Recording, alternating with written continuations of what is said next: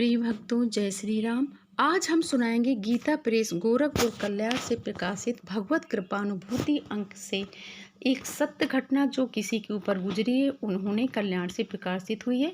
भगवत प्रार्थना से समूल सर्वरोग शांति, मतलब प्रार्थना में इतनी शक्ति है कि हमारे सभी रोगों को वो ठीक कर सकता है। ऐसा ही अनुभव भैया लिख के भेजे हैं। बहुत वर्ष पूर्व की बात है। अकस्मात बात व्याधि ने मुझ पर हमला कर दिया।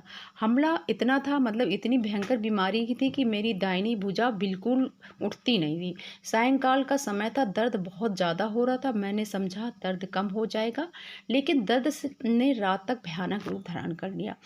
मैं ईश्वर को याद कर अपनी होम्योपैथिक दवा खाकर सोने की निद्रा लेने लगा, परंतु धीरे धीरे दर्द बहुत भयंकर उठना शुरू हो गया। अब दर्द जो था, बायां पैर, बायां घुटना, दाहिना पैर, दाहिना हाथ और उंगलियां भी आक्रांत हो गई। और मैंने फिर अपनी होम्योपैथिक दवा शुरू की। लाभ कुछ भी न हुआ। शाम के 4 बजे का समय था कि अकस्मात मेरी दशा दयनीय हो गई। बड़ी भारी दर्द, बेचैनी थी, कुछ ज्वर भी मालूम होने लगा। दर्द में चिल्लाते कराते मैं धीरे धीरे बेहोश होने लगा। मोहल्ले और घर के लोगों ने मिलकर डॉक्टर को फौरन बुला लिया। 8 दिन तक दवा ली गई। थोड़ा बहुत लाभ हुआ, लेकिन दर्द का फैलना पूरे शरीर में जो फैल रहा था वो बंद हो गया। पहले से कुछ भी कम हुआ, लेकिन फिर दर्द ने अपना स्थान स्थायी बना लिया। कहने का मतलब, मैं बिस्तर पर बिल्कुल लेट गया। अब मैं न उठ सकता था, न बैठ सकता था और न ही मैं चल सकता था। मेरी स्थिति जो थी वो बहुत दयनीय हो गई थी। 25 वर्ष के समय में मुझे अपनी दवा से फायदा न हो, ऐसा कोई भी अवसर स्मरण नहीं। अब क्या करना चाहिए? अब मैं सोचने लगा कि मैंने दवाइयाँ बहुत करवा ली। अब मुझे साहित्य यानी कह रहे थे, मैंने कल्याण जो थे गीता प्रेस के, उसके लिए मैंने ऑर्डर किया और मैंने कल्याण मंगाए। अब मैं पूजा पाठ भी उठ बैठ के तो कर नहीं सकता था, इसलिए मैं लेटे लेटे ही अब कल्याण वगैरह धार्मिक ग्रंथ पढ़ने लगा। अब कल्याण में पहला ही शीर्षक था, भक्ति या प्रार्थना से सब मनोरथों की सिद्धि, मतलब सभी कामनाओं की पूर्ति।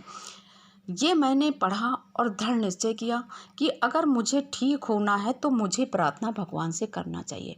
इसलिए अब मैं कुछ कर तो सकता नहीं था। मैं, जैसे कि कृष्ण भगवान का वाक्य है, सर्व धर्मान परित्यज्य, मतलब सब कुछ छोड़कर मेरी शरण में आ जाओ।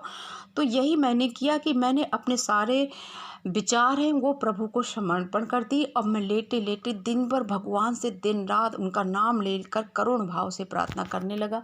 भाइयों, ये समझने की बात है कि जो व्यक्ति बिस्तर में लेटा है, चल नहीं फिर सकता, दूसरों के ऊपर निर्भर हो गया है, खाने पीने बाथरूम से तक, तो उसकी प्रार्थना प्रभु से कैसे निकलती होगी, और उस पर भी असहनीय दर्द। मैं दिन रात प्रार्थना करने लगा।